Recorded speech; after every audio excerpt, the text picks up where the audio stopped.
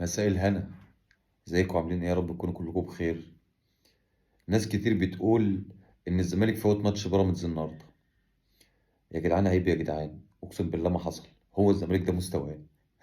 يعني ده اخره. الناس بتقول ان عواد مفوت الجون. يا جدعان والله ما حصل. عواد مفوتش الجون، هو ده مستوى عواد؟ ده اخر الزمالك. بيقولوا ان الزمالك كان بيلعب بتخاذل. لا، هو لعيبه الزمالك دايما بيلعبوا بتخاذل. ده العادي. لعيبه الزمالك ما بتلعبش الا ماتش الاهلي. ده لعيبه الزمالك على مستواها وعلى امكانيات الفرقه. هم سادس دوري. هم عشان الزمالك ولابسين تيشيرت الزمالك، واللعيبه بتلعبهم على انهم الزمالك، فهم تالت دوري ورابع دوري وبتاع. انما هي حقيقه مستوى التيم ده. التيم ده اخره ياخد خامس دوري. سيراميكا احسن. كسكواد سيراميكا احسن. البنك الاهلي احسن. بيراميدز احسن طبعا. الاهلي احسن طبعا. المصري احسن طبعا. التيم ده خامس سادس دوري. سابع دوري كمان. يعني هم ابطال عشان هم في المكان ده في الدوري. مفيش اي تخاذل، هو ده الطبيعي. في لعيبه في الزمالك كوميديين والله. في كوميديا بتحصل في الزمالك. في لعيبه لا تصلح تلعب في المصري والاتحاد. لا تصلح تلعب في انديه وسط الجدول. مع احترامي الشديد ليهم، يعني احنا بنتكلم في الكوره. لعيبه ضاد جيم، يعني ضعاف جدا.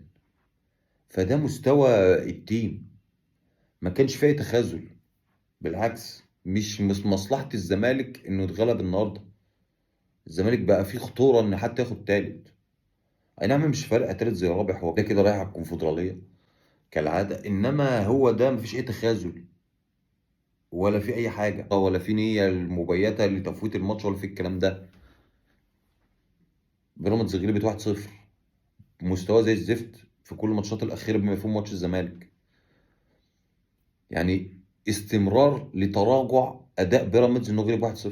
انما هل ان الزمالك مفوت؟ لا، الزمالك مش مفوت خالص. الزمالك مش مفوت الماتش، ولا كان عنده نية تفوت الماتش. بس ده مستوى الزمالك، وده مستوى عواد، وده مستوى دفاع الزمالك، وده امكانيات تيم الزمالك. يعني اللي كان مستني ان الزمالك يكسب النهارده هيبقى مستني اللحمه من كتف النمله. يعني مش عارف المثل ده مظبوط ولا لا. إيه اقصى حاجه كان ممكن يعملها الزمالك النهارده؟ انه يتعادل. وصعب جدا كمان. فكون انه طلع 1-0 ده انجاز كبير قوي لنادي الزمالك. ده وجهة نظري يعني. تاني حاجة، الأهلي النهاردة رجعنا لزمن كولر الجميل. كسب 1-0 بأداء مشابه لأداء زمن كولر. يعني فكرنا بالكرة المعفنة اللي احنا كنا بنلعبها. الأهلي لعب أوحش ماتش في الأربع ماتشات الأخيرة. كان واضح جدا إن اللعب العصر مأثر على فرقة الأهلي. دايما يقعدوا يقولوا لعب العصر لعب العصر لعب العصر، أنا ما بلعبش العصر. الظاهر عندهم حق. لأن فعلا الجو ودرجة الحرارة والإرهاق كان مأثر جدا على فرقة الأهلي. وسيراميكا في أوقات كتير من الماتش كانت أحسن من الأهلي، بالذات الشوط التاني. سيراميكا كان لها فرص أكتر، وفي كور غريبة ضاعت. الأهلي كان موفق جدا. وفي مؤشرات كده بتقول لك إن الدوري فعلا الأهلي هياخد الدوري. أي نعم، أنا كمحمود مش يعني الدوري ده ما بيفرقش معايا خالص نهائي. الدوري السنة دي ما يفرقش معايا خالص. انا كنت كل همي اخد اول او تاني عشان نلعب في دوري الابطال. فالحمد لله احنا كده ده ضمننا اللي احنا لا اول لا تاني. بس شكلها كده ان الدوري في الجزيره. الدوري مش عايز يمشي السنه دي، لان في كورتين. كره فخر اللقاي، يعني الراجل مصر حلف بالطلاق ما انا جايبها جول. يعني هو دخل وبدل ما يشوطها بيلم العش لعيب الاهلي، فالزاويه اتقفلت. فعايز يلمه تاني او يلم اللي بعديه، فطلع خالص بره الجون فبصاها. فهو قراراته كلها غلط في الكوره 100% جول. يعني لو شاطها في الجون في اي مكان يا جول. والكوره التانيه بتاعت اخر الماتش بتاعت ياسر ابراهيم، لو في حسنه عملها ياسر ابراهيم طول الموسم هيبقى الكوره دي. ولو خدنا الدوري السنه دي هيبقى من احد الاسباب الكوره دي. يعني جون احمد رضا بتاع بيراميدز، والكوره دي هما اللقطتين بتوع الدوري السنه دي. لان كوره متاخد متشاله مع الخط بغرابه شديده في اخر ثانيه في الماتش. فهو الماتش المفروض ان النتيجه العادله فيه التعادل، او ان الاهلي اتغلب. ولكن يعني التوفيق كان معانا والحمد لله كسبنا. الماتش خلص يعني بأقل الخساير أو مفيش خسائر أصلا، إحنا كسبنا فالحمد لله. إنما كأداء إحنا كان أدائنا يعني زي الزفت، يعني يشبه إلى حد كبير أدائنا أيام المرحوم كولر، المرحوم في الكورة يعني. ربنا يديله الصحة، يعني الراجل مازال حي يرزق. في حاجة كمان ملاحظة، في كورة كوميدية في الماتش، الكورة بتاعت محمد الشناوي. الراجل رفع الأوفر، فهو بدل ما يبص على الكورة بيبص في الملعب، فتخيل إن الكورة طلعت وراح يجيب الكورة من بره. يا كابتن، كابتن الشناوي فوق معانا الله يكرمك. الكابتن الشناوي سيء، سيء، مستواه في تراجع شديد. هو اي نعم شايل الكرة بتاعت الفخر لقاي دي اللي هو باصاها للراجل، شاطها في وقفل الزاوية، انما في العموم الشناوي اداؤه وحش جدا، اداؤه صعب. انا بقيت بخاف اي كرة تتشاط على الشناوي. دي حاجة. تاني حاجة، الشناوي ما بيعرفش يلعب كورة خالص برجله. اتمرن يا كابتن، مش عيب والله. يعني ما حدش بيقول له اتمرن، ما بيعرفش يباص الكورة. مش ممكن، يعني مش ممكن يكون الاساسي بتاع الاهلي في 2025، في زمن فيه حراس المرمى بيتبنى عليهم لعب وبيعملوا فرص، حراس العالم كلهم لازم يكونوا بيلعبوا برجليهم كويس، وحارس الاهلي ما بيعرفش يباص الكرة برجله يا جدعان. ما بيعرفش يشوط الكرة ايد ورجل. انا عمري في حياتي ما شفت حارس مرمى ما بيعرفش يشوط الكرة ايد ورجل. يعني انا رايي ان الشناوي لو عايز يلعب الكرة على اليمين يشوطها في النص، ولو عايز يلعب على الشمال يشوطها في النص. لانه لما بيعوز يلعبها على اليمين وبيشوطها على اليمين بتطلع بره، ولما يعوز يلعبها على الشمال ويشوطها على الشمال بتطلع بره، فهو يشوط في النص وزي ما تيجي. كده كده هو رجليه حوله. فانت يا كابتن الله يكرمك اتمرن، مش عيب تتمرن، شغلتك لعيب كوره فاتمرن. مصطفى شوبير بيلعب كوره زي، في مساكين في الدوري ما بيعرفوش يلعبوا كوره زي مصطفى شوبير. فمن فضلكم يعني خلاص كفايه يعني. يعني المفروض مصطفى شوبير ياخد فرصته. مصطفى شوبير دلوقتي عنده 25 سنه، فالمفروض ياخد فرصته. خلاص احنا الشناوي ما خدهاش ورث، مش ميراث للشناوي. انا مش عايز اتقل قوي على الشناوي. الشناوي شال الاهلي كتير، وهو جون الاهلي وجون تاريخي من حراس الاهلي وكل الكلام ده جميل، وكابتن الاهلي واحنا بنحبه وكل حاجه، بس ما تكرهناش فيه بقى. هو ما خدهاش ميراث، هي مش ميراث. مش لو كانت ميراث كان زمان كابتن اكرامي وكابتن ثابت البطل بيلعبوا فيها لحد دلوقتي او الورثه. انما هي مش ميراث، هي بالمستوى والعطاء.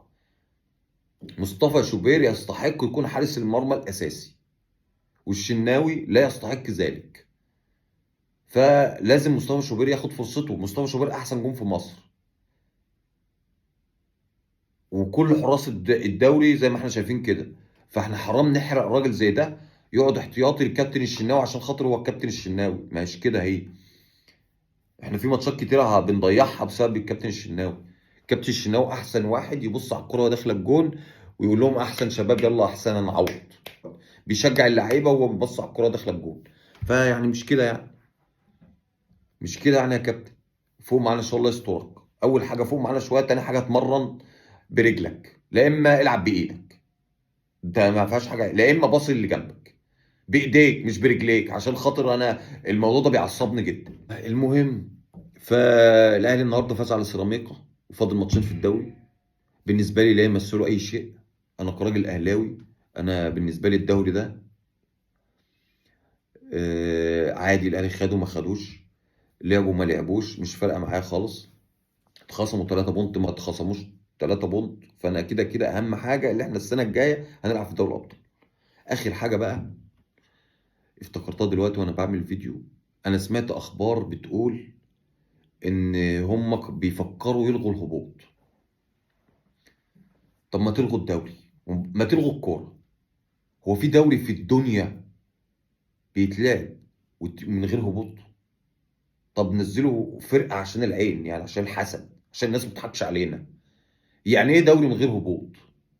طب الفرق اللي لعبت في الدوري واشترت لعيبه واستعدت وعملت وكل ده عادي، يعني كانها ما عملتش حاجه؟ ولا انتوا سايبينها لها مفاجاه للاخر؟ ولا عشان خاطر الاسماعيلي ما يهبطش؟ يا جماعه مش معنى ان انت تلغي الهبوط ان الاسماعيلي مش هيهبط السنه الجايه. مشكله الاسماعيلي ملهاش علاقه بان انت هتلغي الهبوط السنه دي ولا لا. مشكله الاسماعيلي ان هو لو ما هبطش السنه دي هيهبط السنه الجايه، لانه نادي اصبح من المعدمين في الكوره. يعني نادي معهوش فلوس نهائي، ما عندوش اي مقومات عشان يستمر في ممارسه رياضه كره القدم اصلا. فانت عايز تدعمه لازم تدعمه ماديا، سواء بقى تدخل شركات قطاع خاص تشتغل عليه، تبيعه، تبيع جزء منه تشتغل عليه كنادي. انما اللي انت تلغي له الهبوط فده معناها ان انت ما انتش فاهم اي حاجه. لان مش دي مشكله الاسماعيلي، لو ما هبطش السنه دي لأنه هيهبط السنه الجايه. دي حاجه. تاني حاجه، احنا كده الناس تضحك علينا. طب سيب فرقه تنزل، انما تلغيها خالص؟ طب انت هتلغيها خالص هتلعب الموسم الجاي بكام فرقه؟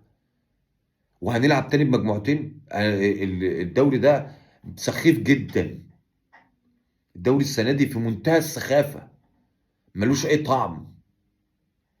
ايه دوري 7 فرق يلعبوا مع بعض و9 فرق يلعبوا مع بعض وتلاقي في فرق في بعد كده مريحه خالص زي حرس الحدود وبتروجيت وبتاع، ومن كتر ما مريحه الفرق اللي تحت عدتها في النقط. كوميديا، كوميديا. فانتوا يا ريت تفكروا شويه، مش ناقصين الدنيا. ما احنا الناس بتضحك علينا من غير حاجه. فموضوع ان انت تلغي الهبوط ده يعني افتكاسه في منتهى السخافه. يعني مش عارف انت هتنفذوها فعلا، يعني مش فاهمها ازاي هتعملوها ازاي دي. ما عادش في هبوط؟ افرحوا يا ولاد. ويجي لك بعد كده يقول لك في 7 فرق موافقه على فكره الغاء الهبوط، اللي هم اصلا بينافسوا على الهبوط. ما لازم توافق. انت جيت تقول له السنه دي في اخر الموسم هو قاعد بقى هبطان وبتاع وقاعد يكافح عشان ما يهبطش. خلاص يا جدعان ريحوا نفسكم بقى، مفيش هبوط السنه دي. زي في اخر السنه الناس بتمتحن في اخر السنه، وقمت قايل لهم كل الناس ناجحه محدش يذاكر. ما خلاص انت ريحتني. دي معناها ان الانديه من السابع كده وانت نازل الراوند التاني من الدوري ده كله ملوش اي لازمه. هو انت اصلا مبوظه دوري سخيف. ايه الدوري ده؟ هستحمله كمان سنه؟ انت متخيل ان احنا نلعب الدوري ده كمان سنه؟ دوري اصفر. عارف الدوري اللي بيقول لك واحد اصفر؟ اهو ده دوري اصفر. انا مش عارف الناس اللي بتفكر في الكوره في البلد دي بتفكر في تطور الكوره ولا في تاخر الكوره. يعني بتفكر لقدام ولا لورا؟ بتفكر بدماغها ولا بتفكر بايه حاجه تانية اللي مش فاهم انا والله.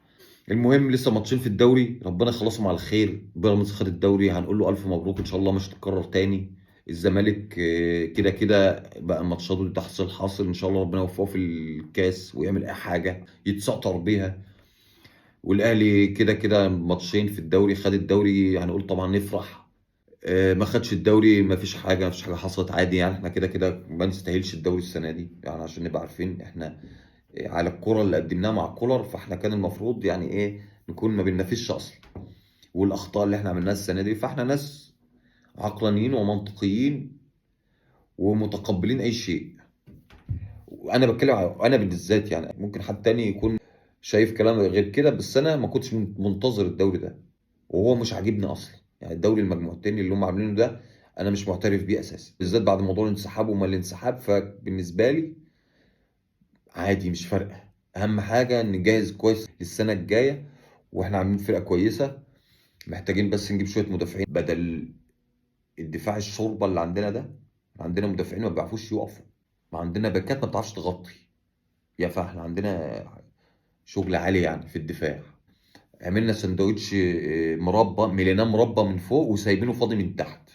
الاهلي محتاج لعيبه في خط الدفاع، مساكين وباكات. المفروض نشتغل شويه على خط الدفاع، نجهز لكاس عالم الانديه الجاي وبتاع، وربنا يوفق الجميع ويوفق النادي الاهلي وليلتكو زي العسل.